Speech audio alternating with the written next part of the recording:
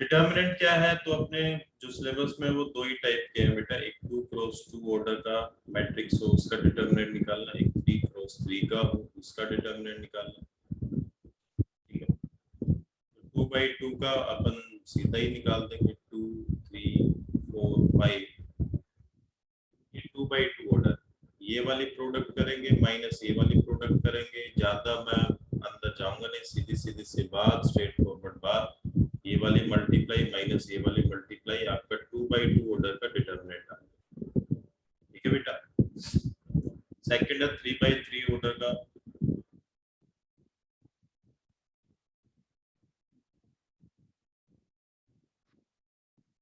3 by 3 order में सबसे पहले आपको सिंबल यूज करने हैं, कोई भी एक रो या कोई भी एक कॉलम की हेल्प से आपको एक्सपेंड करना है।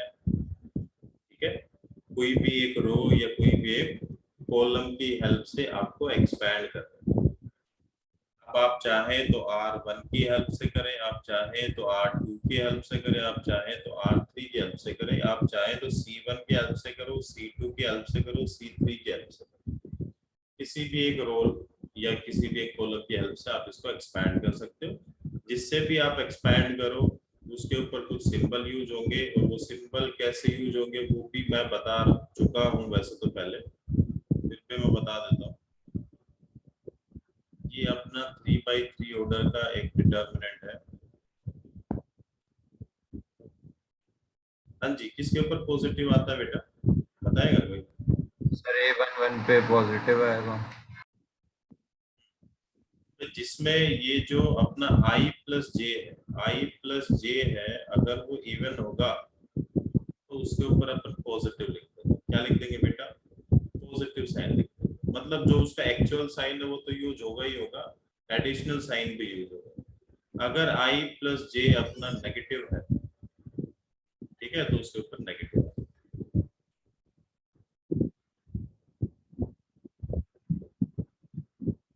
Plus minus plus minus plus minus plus. ठीक है, पर ये उसी के ऊपर रखना है जिससे आप एक्सपैंड करो, बाकी में यूज मत कर दो। जैसे मैं R1 से एक्सपैंड कर रहा हूँ तो इसी इसके ऊपर ये सिंबल रखो, पॉजिटिव नेगेटिव पॉजिटिव। ठीक है, तो एक्सपेंडिंग लिखोगे प्रॉपर, जिससे भी आप एक्सपैंड करोगे उसके ऊपर लिखोगे एक्सपेंडिंग बाई R1। ठीक है, रो 1। जो लेट आए हैं उनको मैं फिर से बता दूं कि फ्राइडे का डेट है आपका रामपुर का, और सैटरडे है यादव कॉलोनी का, जिसमें आपके पूरे वीक में जो आपने वर्क किया है वो नोटबुक चेक होगी सेंटर पे। प्रॉपर सबको आना पड़ेगा नोटबुक लेके, सर होमवर्क वाली की क्लास वर्क वाली? दोनों, कि आपने क्लास में क्या नोट किया है, होमवर्क में आपने क्या किया है, मैं प्रॉपर चेक करूँ। ओके। जो नहीं आया क्लास में भी नहीं आया, सीधा। तो एक्सपेंडिंग बाई R1, तो फर्स्ट एलिमेंट आप लोगे, फर्स्ट एलिमेंट के सामने जो भी कॉलम आया जो भी रो आए उसको आप डिलीट कर दोगे, बाकी जो 2 by 2 ऑर्डर बचेगा उसको आप सोल्व कर लोगे, ये वाली मल्टीप्लाई माइनस ये वाली मल्टीप्लाई। तो 1 into फर्स्ट एलिमेंट्स क्या था बेटा, 1 into ये वाली मल्टीप्लाई माइनस ये वाली -3 मेरे को मिल गया। 2 के ऊपर नेगेटिव साइन है, ठीक है। अब 2 के सामने जो आएगा उसको आप क्या कर दोगे बेटा, डिलीट कर दोगे, बाकी 2 by 2 ऑर्डर डिटर्मिनेंट बचेगा, उसका आप सॉल्व कर लोगे, ये वाली मल्टीप्लाई माइनस ये वाली मल्टीप्लाई, -2 आ गया, प्लस 1 into कैंसिल 4 -2 2 आ गया। तो -3 + 4 + 2 ये आपका आ गया बेटा। अब चाहे आप इसको R2 की हेल्प से निकालो, R3 की हेल्प से निकालो, C1 की, C2 C3 किसी की भी हेल्प से आप निकालोगे, आंसर आपका सेम है। ठीक है बेटा, किसी को कोई डाउट? थोड़ा सा मैं प्रॉपर्टीज के बारे में बात कर लेता हूँ। प्रॉपर्टी नंबर 1 है बेटा इसमें, प्रॉपर्टी नंबर 1 क्या कहती है, कि the value of determinant remains unchanged if both row and column are interchanged। मतलब अगर मैं किसी भी मैट्रिक्स का डिटर्मिनेंट निकालूं और फिर ट्रांसपोज करूं या ट्रांसपोज करके डिटर्मिनेंट निकालूं, मतलब सेम बात। या फिर इससे अपन ये बोल सकते हैं कि अगर आप एक मैट्रिक्स का डिटर्मिनेंट निकाल रहे हो और अगर उसका ट्रांसपोज करोगे डिटर्मिनेंट निकालोगे तो भी आपका क्या आएगा बेटा, सेम, कोई चेंज नहीं होगा। अगर मैं रो और कॉलम को इंटरचेंज कर दूंगा तो डिटर्मिनेंट के वैल्यू में कोई चेंज नहीं आएगा। जिसने पहले नोट नहीं किया था सारी चीजें नोट कर लो, ठीक है। Second row, if any two row or column of a determinant are interchanged, the sign of the determinant changes। मतलब अगर आपको कोई भी एक डिटर्मिनेंट दिया, ठीक है, अगर मैं कोई भी दो कॉलम को, कोई भी दो कॉलम या कोई भी दो रो को इंटरचेंज करूंगा, जैसे मैंने ये दो कॉलम, मेरे को जरूरत है कि मैं दो को इंटरचेंज कर लूं, तो मैं कुछ ऐसा लिख लूं 7 2 3 4 5 6, तो मेरे जो डिटर्मिनेंट का वैल्यू जो पहले आ रहा था ना, अब वो नेगेटिव में आ जाएगा। इसका जो डिटर्मिनेंट था और इसका जो डिटर्मिनेंट था उसमें सिर्फ और सिर्फ किसका चेंज होगा बेटा, साइन का चेंज होगा, वैल्यू सेम, साइन चेंज हो जाएगा डिटर्मिनेंट। अगर कोई भी दो रो या कोई भी दो कॉलम को आप इंटरचेंज करेंगे तो, ठीक है।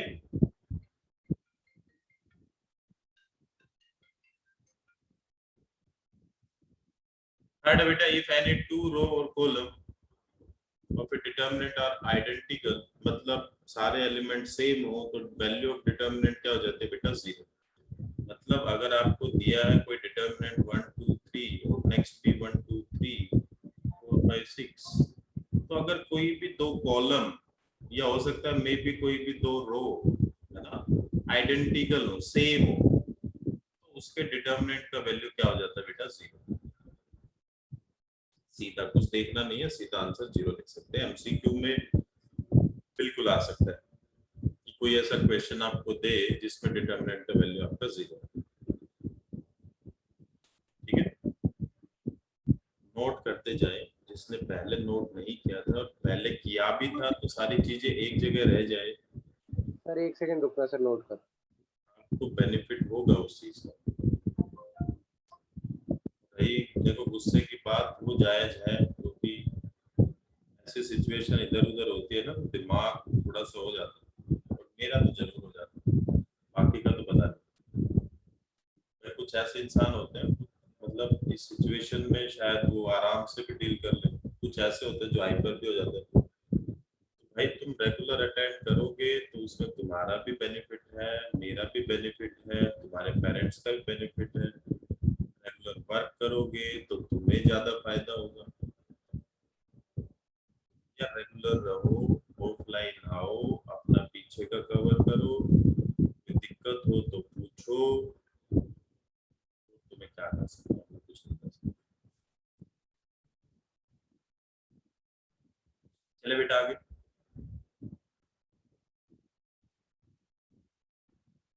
इतने दिन में तो ये याद हो जाए, तीसरी बार बता रहा हूँ ना प्रकाश, कितनी कौन सी दफा बता रहे बेटा, तीसरी बार ना।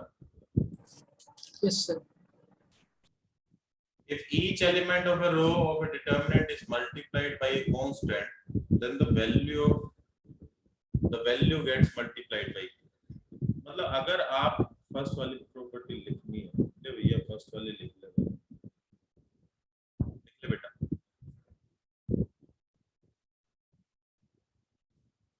मैं बेसिक पे ही चलूंगा, क्वेश्चन अपन एमसीक्यू ही करेंगे। सारा बेसिक पहले मैं लिखवा दूंगा, कैसा कैसा है, क्या क्या है, वो अपना सारा नोट करके रखो एक जगह। अभिषेक हो गया? क्या कहता है कि अगर कोई भी एक डिटर्मिनेंट आपको दिया है, मैं 2/2 ही ले लेता हूँ, फिर 3/3 लिखूंगा। वो कह रहा है कि किसी भी रो या किसी भी कॉलम को आपने किसी कांस्टेंट से मल्टीप्लाई किया, मान लिया मैंने k से मल्टीप्लाई किया, एक पर्टिकुलर रो या पर्टिकुलर कॉलम को, एक ही रो या एक ही कॉलम को, तो जो डिटर्मिनेंट का वैल्यू यहाँ पे आ रहा था भाई मान लिया यहाँ पे क्या आ रहा था, a, है ना, तो यहाँ पे कितना आ जाएगा 5 k से मल्टीप्लाई किया है तो क्या आ जाएगा बेटा k इंटू डिटर्मिनेंट, उसी से डिटर्मिनेंट मल्टीप्लाई भी हो जाएगा ऐसा। अगर आपने किसी भी रो या किसी भी कॉलम को किसी कांस्टेंट से मल्टीप्लाई किया है तो डिटर्मिनेंट भी उसी से मल्टीप्लाई हो जाएगा। यहाँ से एक प्रॉपर्टी और भी बन सकती है कि अगर मैं दूसरी को भी k से मल्टीप्लाई कर दूं तो सीधी सी बात है k स्क्वायर हो जाएगा, अगर 3/3 ऑर्डर होगा तो क्यूब हो जाएगा। तो प्रॉपर्टी मैं आगे लिखवाऊंगा, फिलहाल के लिए इसको नोट कर ले। Number 5, if sum of all element of a row or column of a determinant are expressed as the sum of two or more terms, then the determinant can be expressed as the sum of two or more determinant। मतलब ये कैसा वाला है बेटा, a b c b c a, और यहाँ पे लिख दूं मैं a plus B B plus C C plus. तो किसी भी रो या किसी भी कॉलम में दो टर्म अगर एडिशन में दी है तो आप उसको दो डिटर्मिनेंट में ब्रेक कर सकते हो। अगर दो टर्म सम में दिए तो दो डिटर्मिनेंट में ब्रेक कर सकते हो, तीन दिए तो तीन में ब्रेक कर सकते हो। ठीक है, बी सी ए, तो फर्स्ट वाली में तो ये फर्स्ट वाली लिख दो, सेकंड वाली में सेकंड वाली लिख देंगे B C plus A B C B C A B C A. Break करने का कुछ ना कुछ फायदा होता है, जैसा कि इस केस में हुआ, अपने को सीधा पता चल गया ये 0 है, अपने को सीधा पता चल गया ये भी क्या है 0 है, क्योंकि दो कॉलम क्या है आइडेंटिटी है, तो 0 आंसर। अब यहाँ से अपने को डायरेक्ट नहीं पता चल रहा था कि आंसर 0, लेकिन ऐसा ब्रेक करते ही अपने को पता चल गया कि आंसर 0। कहीं ना कहीं तो ये मैटर करेगी प्रॉपर्टी, बेशक ऑपरेशन तो आएंगे नहीं, उसमें ना आएंगे, लेकिन ये यूज में तो आएंगे। 6th है बेटा, सिंपल सी लैंग्वेज में अगर मैं इसको बताऊं, आप किसी भी रो को किसी भी रो में ऐड कर सकते हो, सब्ट्रैक्ट कर सकते हो, किसी भी कॉलम में कोई भी कॉलम ऐड कर सकते हो, सब्ट्रैक्ट कर सकते हो, किसी भी कांस्टेंट से मल्टीप्लाई करके भी ऐड कर सकते हो, सब्ट्रैक्ट कर सकते हो। मतलब जैसे मैं R1 को चेंज करना चाहूं, मैंने रो 1 को चेंज करना चाहा, तो मैं रो 1 में कोई भी रो ऐड कर सकता हूँ, लेकिन रो में रो ही ऐड होगा और कॉलम में कॉलम। ये नहीं कि मैं रो में कॉलम ऐड कर दूं कॉलम में रो ऐड कर दूं, ऐसा नहीं होगा। एलिमेंट्री ऑपरेशन ही लगते हैं, मतलब या तो पूरा रो ही लगेगा या कॉलम का ही लगेगा। तो इसमें आप कोई भी स्केलर से मल्टीप्लाई करके किसी भी रो को ऐड कर सकते हो, सब्ट्रैक्ट भी कर सकते हो। ठीक है, ऐसे ही कॉलम को भी आप किसी भी कॉलम में कोई भी कॉलम किसी भी कांस्टेंट से मल्टीप्लाई करके ऐड भी कर सकते हो, सब्ट्रैक्ट भी कर सकते हो। ऐसा सर ऐसे अपन कॉमन में निकाल सकते हैं ना? कॉमन अगर निकलेगा डिटर्मिनेंट में, अगर कॉमन निकलेगा तो एक पर्टिकुलर रो या एक पर्टिकुलर कॉलम में से निकलेगा, ऐसा कंप्लीट वे से नहीं निकलेगा। मैट्रिक्स में क्या होता था कि अगर मैं 5 से मल्टीप्लाई करूं किसी भी मैट्रिक्स का तो हर एक एलिमेंट का 5 से मल्टीप्लाई हो जाता था, लेकिन डिटर्मिनेंट में ऐसा नहीं है। डिटर्मिनेंट में अगर आप किसी भी एक नंबर से मल्टीप्लाई करोगे ना अंदर, तो आपकी मर्जी है, आप किसी भी रो के साथ उसका मल्टीप्लाई कर सकते हो, किसी भी कॉलम के साथ, लेकिन एक ही पर्टिकुलर रो या कॉलम के साथ उसका मल्टीप्लाई। इसमें सबका सबके साथ होता है, लेकिन डिटर्मिनेंट में ऐसा नहीं है। कॉमन भी अगर निकालोगे तो किसी भी पर्टिकुलर रो या किसी भी पर्टिकुलर कॉलम में से ही आप एक एलिमेंट को या एक स्केलर को आप कॉमन निकाल सकते हो, ऐसा। जरूरत के हिसाब से जैसा अपने को दिखेगा कि मैं कॉमन निकालूं वैसा मैं निकालूंगा। ये थोड़ा सा एडिशनल प्रॉपर्टी है अलग से, जो 1 मार्क में आ सकती है। ये 5 स्टार है, ये दिखती है, मे भी अब की बार भी दिखे। n क्या है बेटा, order of matrix, order of determinant.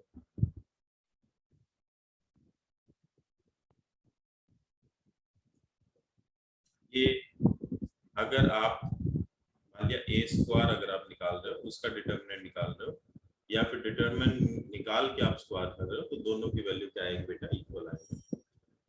A B अगर आपको डिटर्मिनेंट का वैल्यू निकालना है तो वो हमेशा determinant of A into determinant of B के इक्वल होता है।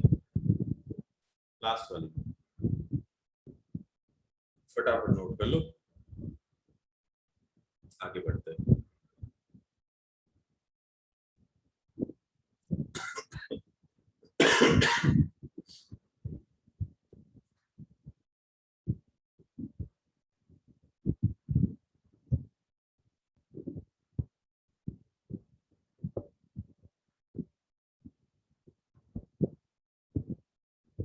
लास्ट वाली में एन ऑर्डर है बेटा, एन ऑर्डर है मतलब कि अगर मैं देखूं कि मैंने एक डिटर्मिनेंट लिया है ना, ए 2 3 4 5 यही ले लिया, ठीक है, तो यहाँ पे एन का वैल्यू कितना है 2, ऑर्डर कितना है 2, तो स्क्वायर मैट्रिक्स में तो ऐसे ही बोला जाएगा 2 ऑर्डर 3 ऑर्डर 4 ऑर्डर ना, ऐसा नहीं बोलते 2/2 3/3 है ना, 2 ऑर्डर 3 ऑर्डर ऐसा ही बोला जाएगा। तो n का वैल्यू इस केस में क्या है बेटा 2। अगर मैं किसी भी, जैसे मैंने 5 से मल्टीप्लाई करना चाहा, 5 से मैंने इसका मल्टीप्लाई कर दिया 1, ठीक है, 5 से मैंने मल्टीप्लाई किया कंप्लीट का, अब मैंने इसका डिटर्मिनेंट निकाला तो जो मेरा डिटर्मिनेंट आएगा वो किसके इक्वल आएगा बेटा, के मतलब जिससे मल्टीप्लाई किया था, n मतलब ऑर्डर, और डिटर्मिनेंट ऑफ ए जो पहले जो डिटर्मिनेंट आ रहा इसके इक्वल आएगा। आप निकाल के देखिए भाई, ये मैंने डिटर्मिनेंट लिखा था 2 3 4 5, अभी इसका डिटर्मिनेंट कितना है -2 है ना, -2 है। अगर मैं 5 से सबका मल्टीप्लाई कर दूं, अब डिटर्मिनेंट कितना आ रहा है 25 × 10 है ना, और 15 × 20 कितना आ गया, 15 × 20 300 कितना है -50। अब इसको भी चेक कर लो, 5 का स्क्वायर 25, डिटर्मिनेंट ऑफ ए -2 कितना आया -50। समझे कि नहीं समझे? तो अगर ऐसा क्वेश्चन आएगा तो आपको डिटर्मिनेंट ऑफ ए आपको गिवन होगा, क्वेश्चन आएगा ही, बिल्कुल आएगा। आगे बात कर लेते हैं बेटा, ये आपका डिटर्मिनेंट था। एरिया का मैं बात कर लेता हूँ, area of A triangle.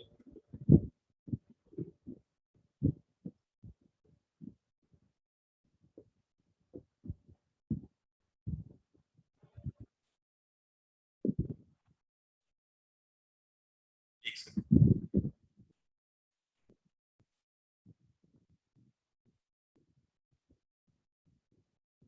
Area of A triangle, अगर एरिया ऑफ ट्राइंगल आपको निकालना है तो क्या होता है बेटा, कोई भी अगर आपको 3 पॉइंट दिए, भाई ट्राइंगल है तो 3 वर्टेक्स होंगे ना, तो 3 पॉइंट आपको दिए मिलेंगे 2 3 3 4 4 5, सिंपल सा ले लिया मैंने ना, 3 पॉइंट आपको दिए मिलेंगे, ठीक है, ए बी सी। तो ट्राइंगल का एरिया क्या होगा बेटा 1/2, एरिया 1/2, पॉइंट आप एज इट इज लिख लेंगे, लास्ट कॉलम आप 1 1 लिख देंगे और इसके डिटरमिनेंट का वैल्यू निकालेंगे, simple simple. If 3 points are collinear, if 3 points are collinear, then area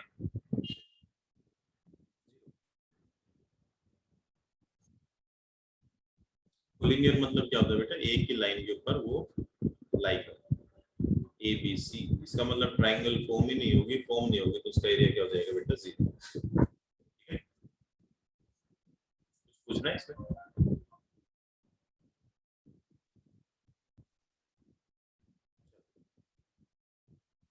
आगे बेटा माइनर किससे रिप्रेजेंट करेंगे बेटा, कैपिटल एम से, ठीक है। सर 1 सेकंड पीछे वाली स्लाइड लगाइए ना। एरिया सर ये वाली नहीं सर, इसके आगे थी एक और।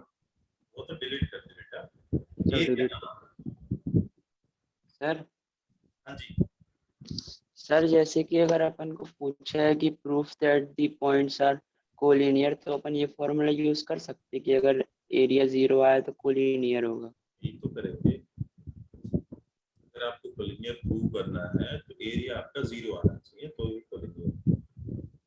ठीक है जी। Okay sir. तो माइनर का मतलब हर एक एलिमेंट का आपको माइनर निकालना है। कैसे निकालना है? बाय नेग्लेक्टिंग रिलेटिव रो और कॉलम एंड कॉलम, और नहीं लगा सकते एंड कॉलम। मतलब आपको जिस भी एलिमेंट का माइनर निकालना है उससे रिलेटिव जो भी आपको रो दिख रही है, जो भी आपको कॉलम दिख रहा है, उसको आपको नेग्लेक्ट कर देना है। बाकी जो बचे उसको सिंपलीफाई करके लिख लेना। ठीक है। जैसे 2x2 ऑर्डर का मैं आपको बताता हूँ। एक मैट्रिक्स दिया है, डिटरमिनेंट दिया है आपको 2 3 4। ठीक है, मैट्रिक्स ही लिखेंगे, डिटरमिनेंट नहीं लिखेंगे, मैट्रिक्स। तो अगर फर्स्ट एलिमेंट क्या होता है? A11। तो अगर माइनर अगर आप लिखेंगे तो क्या लिखेंगे बेटा? M11। तो उसके सामने जो भी रो है, उसके सामने जो भी कॉलम है, उसको आप नेग्लेक्ट कर दो और इस एलिमेंट को भी नेग्लेक्ट कर दो। बाकी क्या बचा? ठीक है। ऐसे ही M12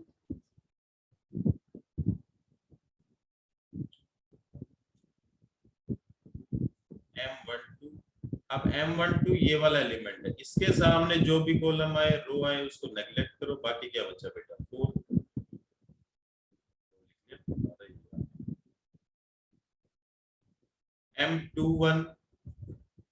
M21 ये वाला एलिमेंट, इसके सामने जो भी रो आया, जो भी कॉलम आया, नेग्लेक्ट। क्या बचा? 3।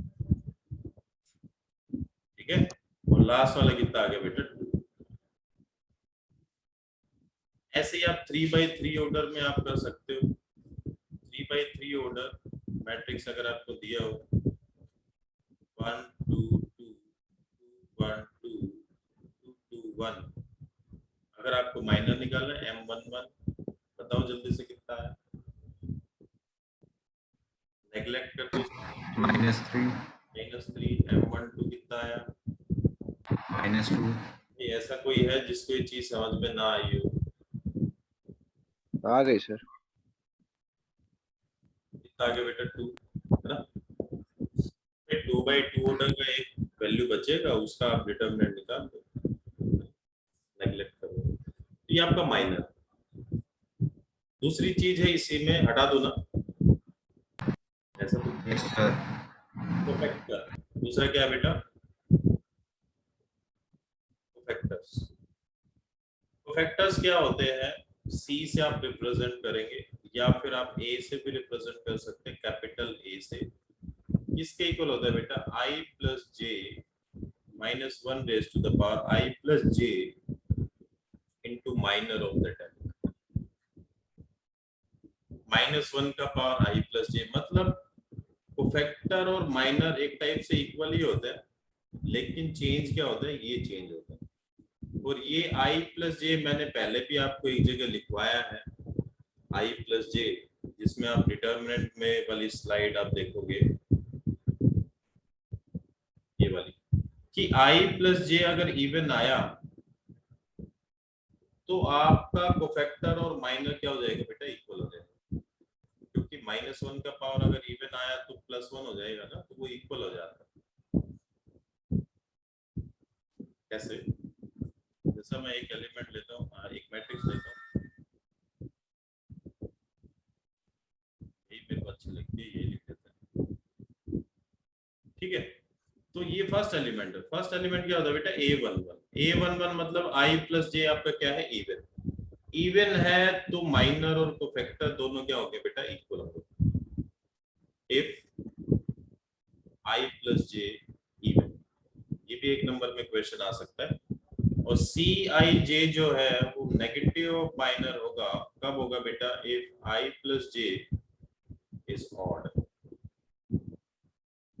मतलब आप माइनर निकाल लो हर एक एलिमेंट का। जैसे मैं फर्स्ट का लिखूं -3 आया, सेकंड का मैं लिखूं तो -2 आया, थर्ड का लिखेंगे तो 2 आ जाएगा, फोर्थ का लिखेंगे तो -2 आ जाएगा, फिफ्थ का लिखेंगे तो -3 आ जाएगा, लास्ट वाले का लिखेंगे -2 आ जाएगा, इसका लिखेंगे 2 आ जाएगा, इसका लिखेंगे तो -2 आ जाएगा, लास्ट वाले का लिखेंगे -3। ठीक, ये मेरा आ गया। अब ये सारे माइनर निकाले मैंने। अब मेरे को पता है कि डिटर्मिनेंट में मैंने साइन आपको लिखवाया था positive negative positive negative positive negative positive negative positive. तो जिसके ऊपर भी नेगेटिव दिख रहा है उसका साइन चेंज कर दो, बस ये क्या बन जाएगा, कोफैक्टर बन जाएगा। क्या बन जाएगा बेटा, कोफैक्टर बन जाएगा। तो फर्स्ट के ऊपर positive as it is, second का sign change, third as it is, fourth का sign change, fifth as it is, sixth का sign change, seventh as it is, eighth का साइन चेंज और नाइन्थ एज इट इज। अब ये सारे क्या हैं आपके, ये CIJ का मैट्रिक्स है। इसका है सर ये साइन चेंज वाला वापस से बता दीजिए। ये साइन चेंज जैसे होंगे ना, वो डिपेंड करेगा आपका कि एलिमेंट क्या है। एलिमेंट में जो ये I और J है ना, इनका सम आपका अगर इवन है तो कोफैक्टर और माइनर इक्वल होंगे। अगर आपका सम ओड है, मतलब ओड है, ये वाला ओड है, ये वाला इवन है, अगर ओड है तो साइन चेंज कर देते। एलिमेंट सब आपको पता है, A11 A12 A13, तो उनका सम देख लो। उनका सम इवन है तो कुछ मत करो, सेम ही लिख दो। अगर उनका सम आपको ओड दिखे तो साइन चेंज कर दो। ठीक है जी, किसी को कोई doubt? No sir.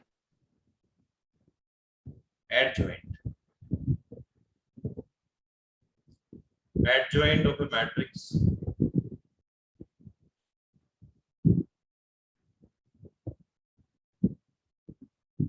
Adjoint of matrix क्या होता है बेटा, शॉर्ट में आप लिखेंगे ADJ of matrix A। किसके इक्वल होता है बेटा, जो भी आपका कोफैक्टर का मैट्रिसेस आया उसका अपन क्या कर देंगे, ट्रांसपोज। T लिख लो, T अच्छा है। जो भी कोफैक्टर का मैट्रिक्स बनेगा उसका अपन क्या कर देंगे बेटा, ट्रांसपोज कर देंगे, तो एडजॉइंट अपने को मिल जाएगा। ठीक है, अब मैं आपको बताता हूँ शॉर्टकट, क्योंकि MCQ आएंगे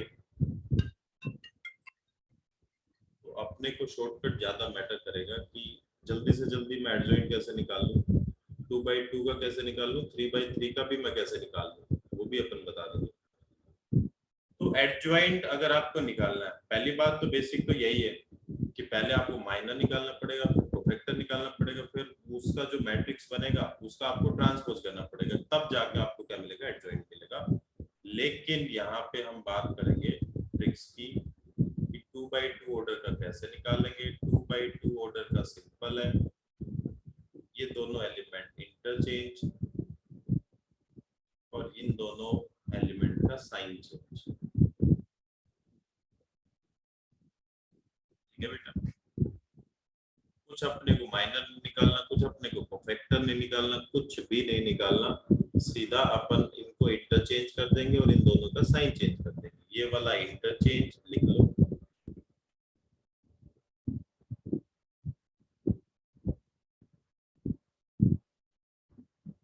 साइन चेंज।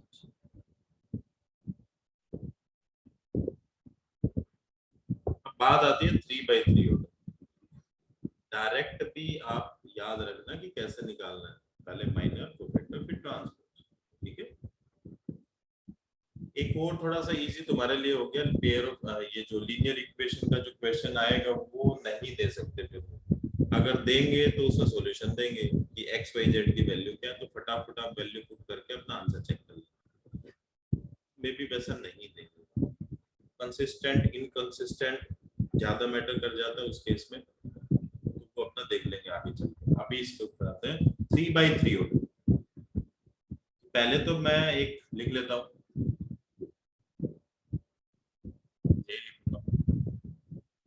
अब फटाफट मेरे को इसका एडजॉइंट आप निकाल के लिख लो कि क्या आ रहा है, फिर मैं आपको ट्रिक बताऊंगा, फिर आप मैच भी कर लेना कि क्या वही आ रहा है। जल्दी से निकाल लो, माइनर निकालो, कोफैक्टर निकालो, और फिर जो कोफैक्टर का जो मैट्रिसेस बनेगा उसका ट्रांसपोज करना है।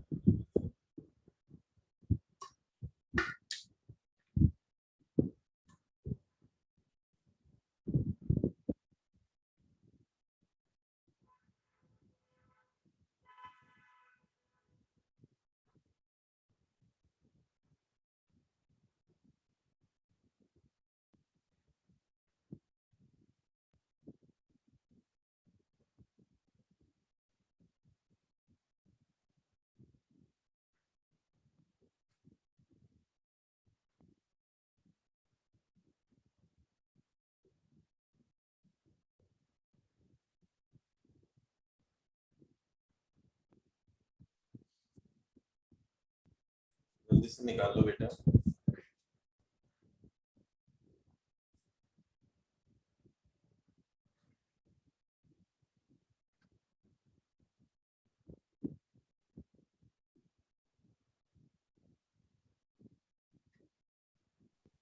निकाल लिया सर। कौन बोला? सर निकाल लिया। Yes, sir. Done. शुभ ने निकाल दिया और अक्षत ने निकाला। कैसे मतलब शॉर्टकट से निकाला है या इस मेथड से निकाला है? सर वो पिछले क्वेश्चन जैसा था सर। क्वेश्चन जैसा? सर वो पिछले एग्जाम्पल ही था सर, वही। ये वाला? हाँ सर, पिछला वाला एग्जाम्पल जो लिया था ना अपन ने को फैक्टर वाला, वो यही था सर। अच्छा अच्छा, वहाँ से Yes, sir. लास्ट समझदार हो यार। हाँ? तो मतलब है, मतलब इसका मेरे पास वो है, नहीं पे लिख रखा है या नहीं लिख रखा? तुमने तो लिख रखा होगा ना। अभी देखते हैं फटाफट शॉर्टकट कैसे कर सकते हैं। वो शॉर्टकट भी है नहीं भी है, मतलब मेथड तो वैसे ही पड़ेगा कुछ कुछ, लेकिन फिर भी बता देते हैं। अगर आपको अच्छा लगे लाइक करें, कमेंट करें, शेयर करें। चल, तो दो कॉलम आपको रिपीट करना है बेटा।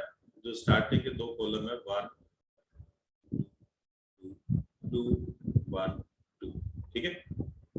अब जो दो रो है आपकी, ये वाली ये दो आपको नीचे रिपीट करने, 1 2 1 2 2 1 2 2 1।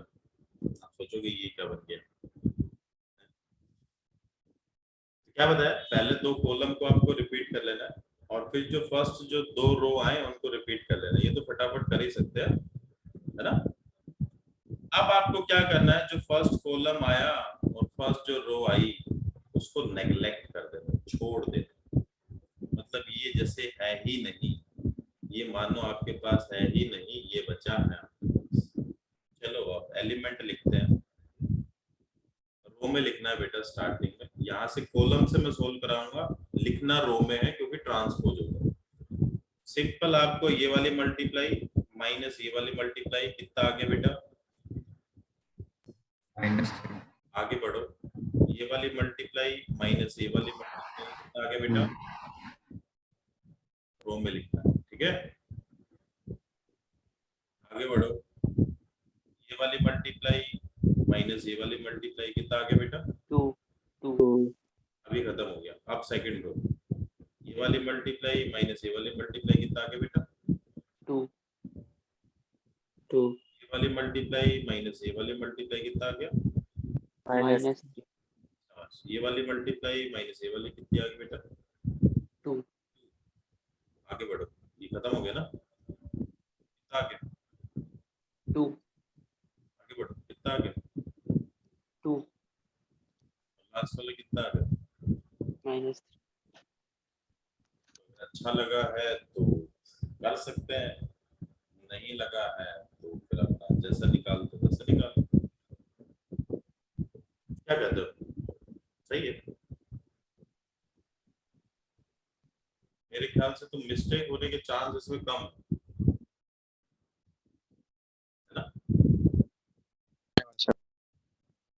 मिस्टेक होने के चांस कम है। बाकी मेथड तो सर एक बार फिर से बता देंगे कि जो भी ये आपने लिखा है ना, इसके दो कॉलम आप रिपीट कर लो, फर्स्ट वाले दो कॉलम, और नीचे दो रो रिपीट कर लो। ये दो रो जो आई है अपने पास, इनको एज इट इज यहाँ पे आप रिपीट कर लो। फिर आपको फर्स्ट रो और फर्स्ट कॉलम डिलीट कर देना, बाकी सोल्व करते जाना।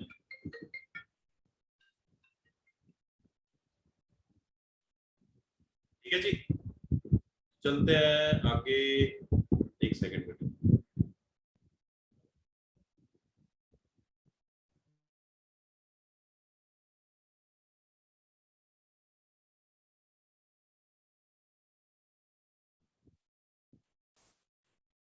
प्रॉपर्टीज है बेटा, नोट कर लो फटाफट।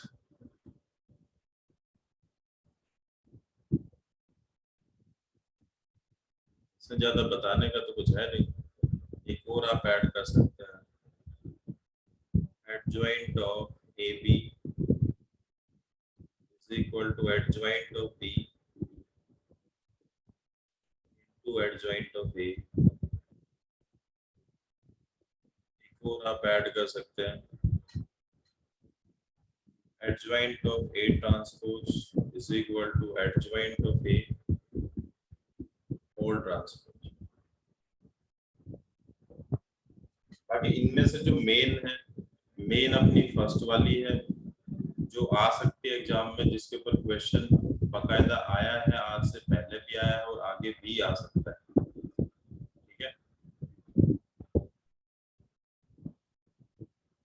अभी इनका जो रिजल्ट है वही याद रखेंगे, डेरिवेशन में करा चुका हूँ, बाकी वो अभी मायने तो रखता ही नहीं है, क्योंकि एमसीक्यू आएंगे मायने तो रखता ही नहीं कि अपन ने डेरिवेशन आता है कि नहीं आता, तो करके तो दिखाना नहीं। तो फर्स्ट वाली मैटर करेगी, बिल्कुल मैटर करेगी, कहीं ना कहीं आपको मिलेगी, और एक फोर्थ वाली आपको मिल सकती है। बाकी करना तो सब है। ये 2 बार लिख दी क्या? 2 बार हटा लो। बाकी करना तो सब है, लेकिन फर्स्ट और फोर्थ का मैं ये बोल रहा हूँ क्योंकि इसमें वैल्यू एक कांस्टेंट निकल रही है, इसमें भी एक वैल्यू कांस्टेंट निकल रही है आंसर, एज ए आंसर। तो ये और ज्यादा इंपॉर्टेंट हो जाती है, क्योंकि आपको ऐसा क्वेश्चन दिया जा सकता है कि आपको डिटर्मिनेंट ऑफ ए दे दे और ये बोल दे कि 3/3 ऑर्डर मैट्रिक्स है, तो आप इसकी वैल्यू निकालो, इसलिए ये ज्यादा जरूरी है। तो फर्स्ट और फोर्थ को थोड़ा सा अच्छे से याद कर लेना, एग्जाम में आएगी यार। एक मैं डिटर्मिनेंट वाली बोल रहा हूँ जो मैंने के ए वाली लिखवाई थी, के ए वाली, ये वाली बहुत जरूरी है, और 2 ये, इनके ऊपर 100% एक क्वेश्चन आपको पेपर में दिखेगा।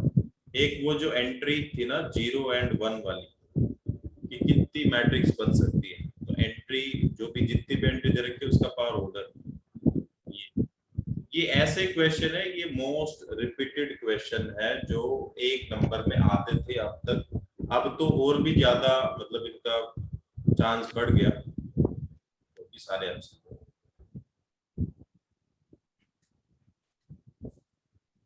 ठीक है बेटा, आगे बढ़े, नोट कर लिया सब। इनवर्स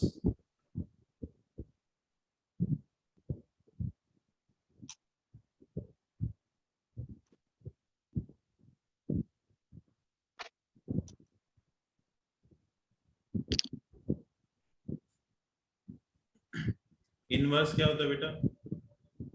इनवर्स पहली बात तो तभी निकलेगा जब determinant of A not equal to 0 होगा, तभी पॉसिबल है। तो ये भी एक नंबर में क्वेश्चन बन सकता है कि इनवर्स कब पॉसिबल होता है, जब determinant of A not equal to 0। अगर इक्वल टू 0 हो गया तो फिर वो तो डिफाइंड हो जाएगा, डिफाइन ही नहीं होगा इनवर्स। ठीक है, इसके आवाज है, म्यूट कर ले अनुभव। ये किसके इक्वल होता है बेटा? एडजॉइंट ऑफ ए, जो कि अपन ने देख लिया, शॉर्टकट भी देख लिए, upon determinant of a. Determinant अपने को पहले ही आता है, तो सिर्फ और सिर्फ आपको क्या करना है, जो भी आपने एडजॉइंट का मैट्रिक्स बनाया उसके बाहर 1 अपॉन डिटर्मिनेंट ऑफ ए लिख देना बस, और ऐसे ही छोड़ देना। ये आपका क्या हो जाएगा बेटा? इनवर्स। ठीक है, समझ गए? इनवर्स का इनवर्स निकालोगे, इनवर्स आएगा, मतलब ए आ जाएगा। ट्रांसपोज का इनवर्स निकालोगे या इनवर्स करके ट्रांसपोज निकालोगे तो सेम आएगा। प्रॉपर्टीज में आप लिख सकते हैं, ज्यादा जरूरी है नहीं क्योंकि ये आएंगी नहीं। और ए बी अगर इनवर्स आपको निकालना है तो बी इनवर्स ए इनवर्स के इक्वल हो जाएगा।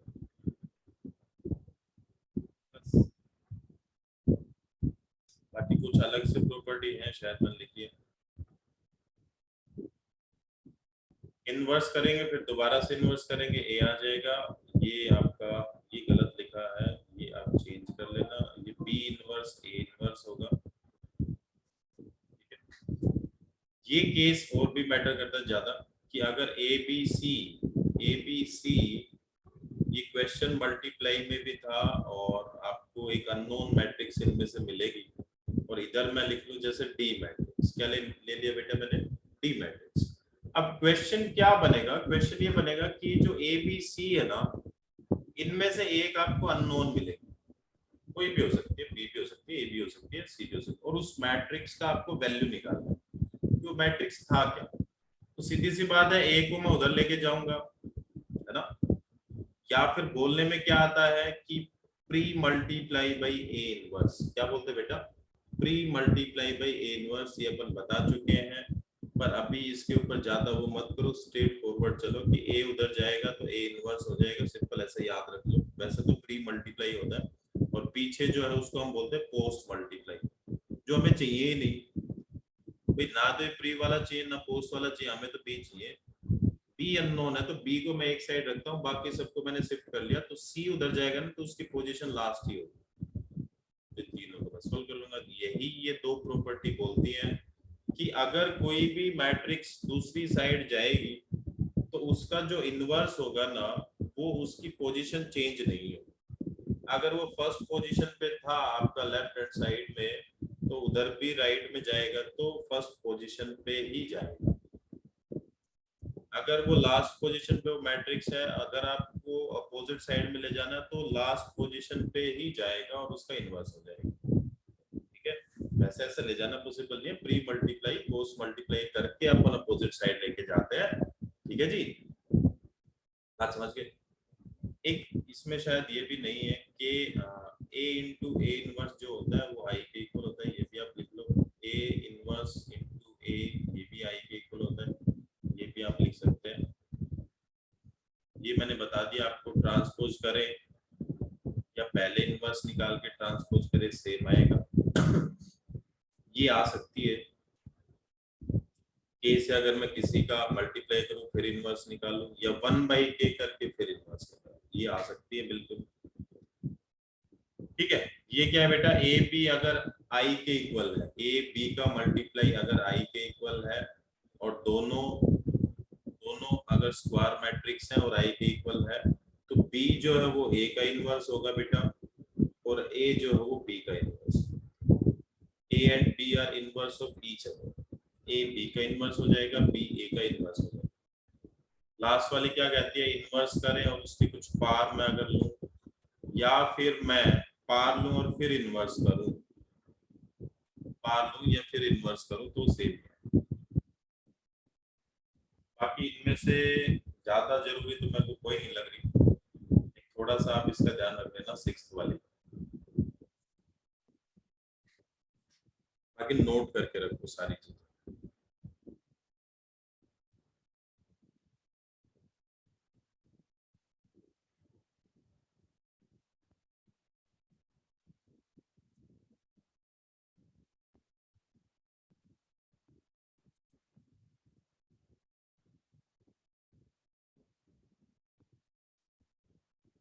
इसके ऊपर बेस दो टाइप की मैट्रिक्स होती है बेटा, डिटर्मिनेंट के ऊपर बेस, ये मैं बताना भूल गया था थोड़ा सा, एक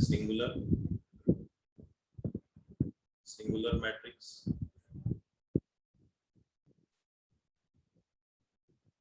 डिटर्मिनेंट ऑफ ए जिसमें नॉट इक्वल टू 0 हो, सॉरी इक्वल टू 0 हो, तो नॉन सिंगुलर मतलब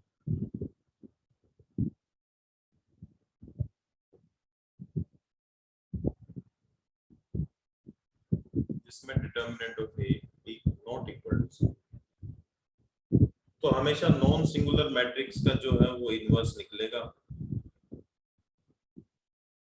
कल कौन सा होमवर्क चेक करने वाले हैं, जो इस वीक में मैंने, इस वीक में क्या हुआ, इस वीक में अपन ने रिलेशन एंड फंक्शन के सारे क्वेश्चन किए, तो सारे क्वेश्चन आपके नोटबुक में होने चाहिए, ठीक है, वो कल अपन चेक करेंगे।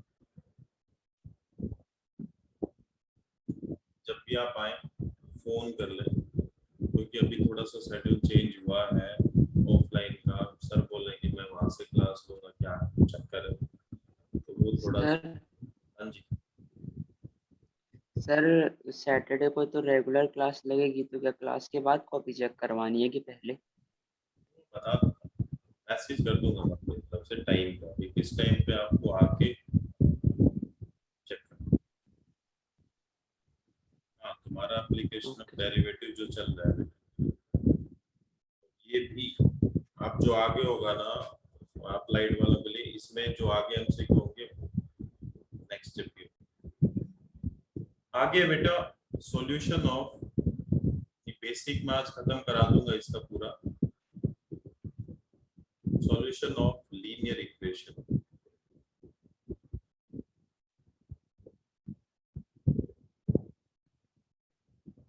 देखो आगे होता तो भाई मैट्रिक्स मेथड है, लेकिन अभी उसका कोई मतलब नहीं रहा।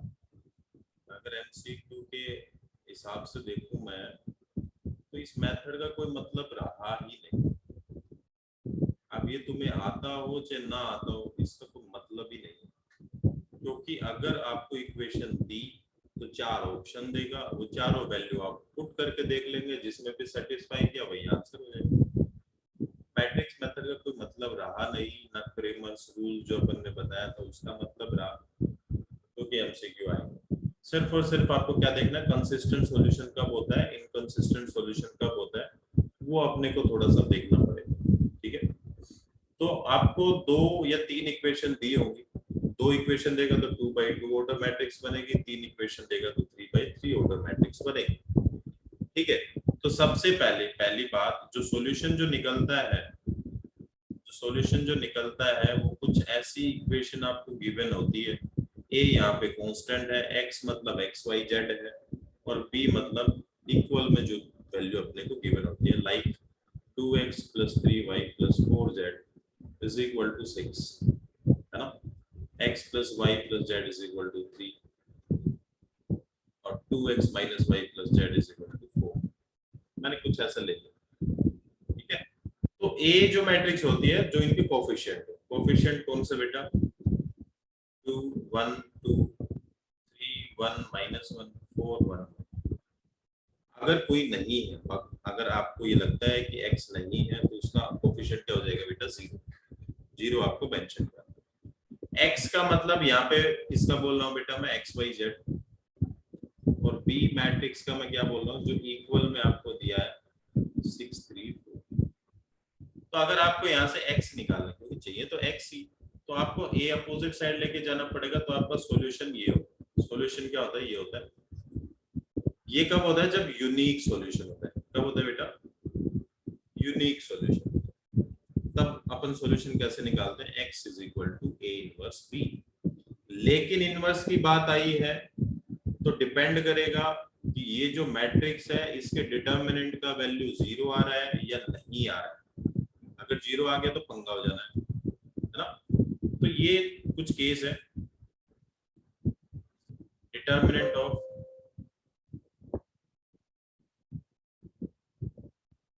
कुछ नोट तो नहीं करना ना पीछे से, सर करना था सर पिछली स्लाइड। एक से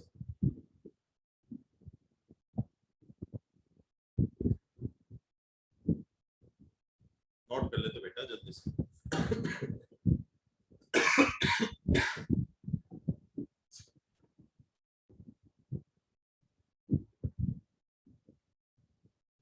हो गया सर। तो मैं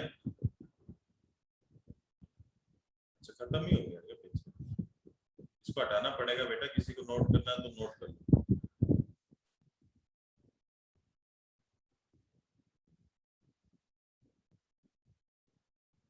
पेज का अच्छा कीप कर दिया मैंने, एक सेकंड दो।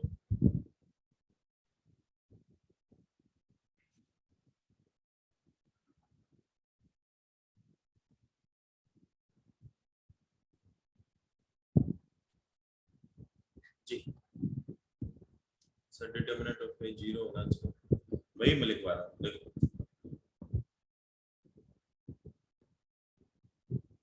देखो क्या होता है कि दो केस होते हैं, डिटरमिनेंट ऑफ ए 0 हो, determinant of A not equal to 0। यहाँ पे सीधा सॉल्यूशन होता है x = a इनवर्स b। जिसको अपन बोलते हैं बेटा यूनिक सॉल्यूशन। क्या बोलते हैं? Unique solution. और कंसिस्टेंट सॉल्यूशन क्या बोलते हैं? कंसिस्टेंट। कंसिस्टेंट मतलब जिसका कुछ ना कुछ सॉल्यूशन निकले उसको अपन क्या बोलते हैं बेटा? Consistent solution. ये मेरा कंसिस्टेंट।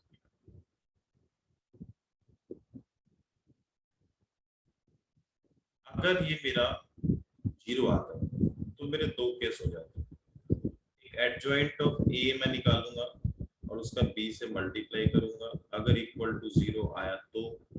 अगर एडजॉइंट ऑफ ए निकाला, बी से मल्टीप्लाई किया, अगर नॉट इक्वल टू 0 आया तो। हाँ जी, अगर इक्वल टू 0 आया तो क्या होता है बेटा? कौन बताएगा? इक्वल टू 0 होता है तो क्या आता है?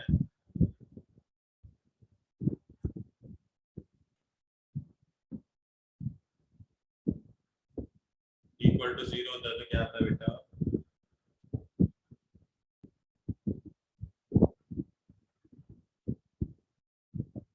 इक्वल टू 0 पे नो सॉल्यूशन। और कोई इनफाइनाइट सॉल्यूशन।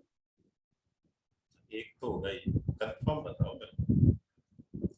या तो इनफाइनाइट होगा या नो सॉल्यूशन होगा, दो ही तो केस बचे।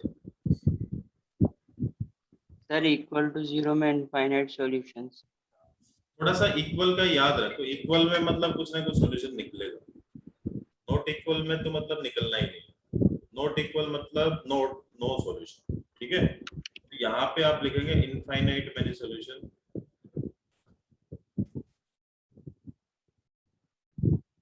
कंसिस्टेंट क्या लिखेंगे बेटा? कंसिस्टेंट कि मतलब सॉल्यूशन तो है ना। यहाँ पे लिखेंगे नो सॉल्यूशन। इनकंसिस्टेंट मतलब जिसका कोई भी सॉल्यूशन ना। ये आप बना लो।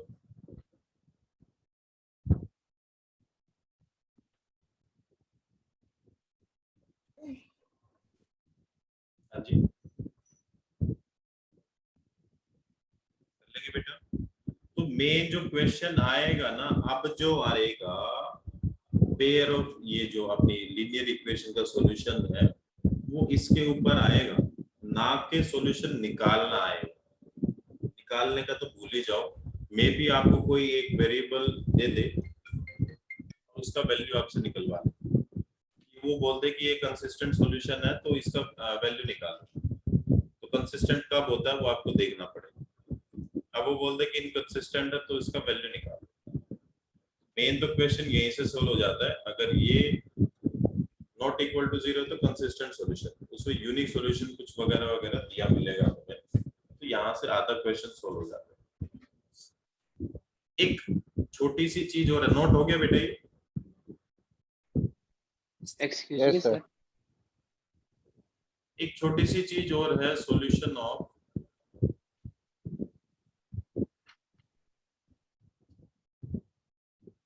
Homogeneous equation. होमोजेनियस इक्वेशन क्या होती है? Sir all equal to 0। All equal to 0। बहुत बढ़िया।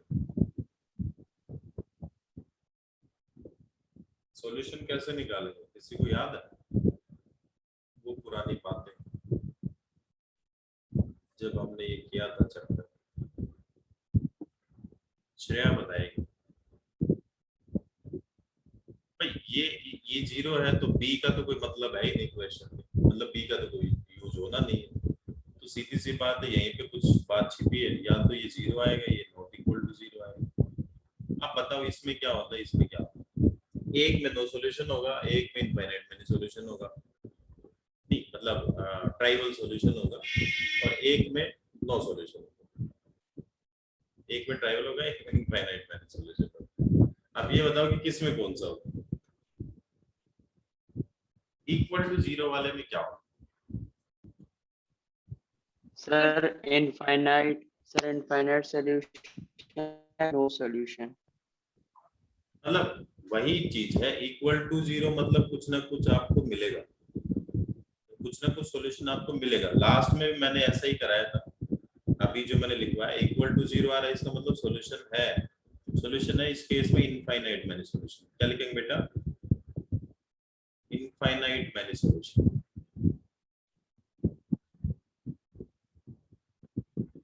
इसमें इस केस में क्या लिखेंगे बेटा? Tribal solution. ट्राइवल सॉल्यूशन मतलब इसे नॉन ट्राइवल भी लिख सकते हैं। ट्राइवल सॉल्यूशन मतलब एक्स वाई जेड तीनों जीरो। भाई ये एक आंसर ऐसा है जो कोई भी होमोजेनियस इक्वेशन हो सबको सेटिस्फाई करेगा ही करेगा, ये सबका आंसर होगा ही होगा। लेकिन कई बार एक ये हो सकता है कि यही सॉल्यूशन हो, कोई और भी सॉल्यूशन हो सकता है, ठीक है। तो ये आपका बेसिक था इस चैप्टर का, जिसमें आप एनसीईआरटी में चैप्टर 3, चैप्टर 4 और चैप्टर 5 जिसको आप बोलते हैं, उसका बेसिक अपन ने 2 क्लास में निपटा दिया। वो सारी चीजें आपने नोट कर ली होंगी। नेक्स्ट क्लास में अपन इसके एमसीक्यू करेंगे। शीट में आपको भेज देता हूँ, कुछ आप पहले से करके रखो, बाकी मैं अपनी तरफ से सारे डिस्कस करूंगा फिर भी, पर तुम अपनी तरफ से करके रखना, ठीक है। शीट में शाम तक भेजता हूँ, ठीक है जी। और